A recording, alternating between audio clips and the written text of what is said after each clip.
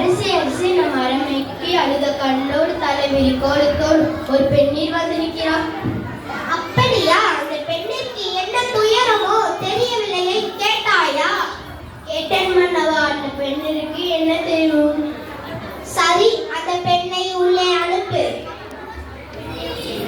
பெண்ணை உள்ளே போ.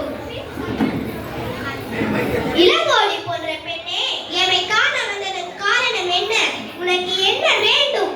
ஆனாயால் நீதி வழங்கிய மன்னனே, என்னையா யார் என்று கேட்கிறாய்? சொல்கிறேன் கேள். உலகம் வேர்க்கும் வண்ணம் ஒரு புறாவுக்காக தன் துடரை தந்த சீவி மன்னனே, பற்றி நீ அறிவாயா? பசுவின் கன்றை தேர்காலில் ஏற்றிக் கொன்ற தன் மகனையும் அதே தேர்காலில் மனுநீதி சோழன், அவனை பற்றி நீ அறிவாயா?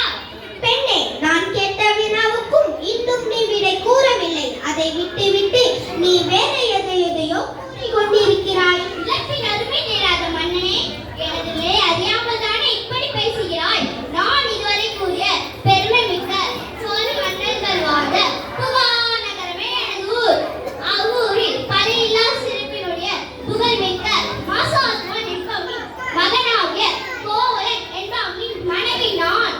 எனது பெயர் கண்ணகி. ஓஹோ, இப்போது புரிகிறது. அந்த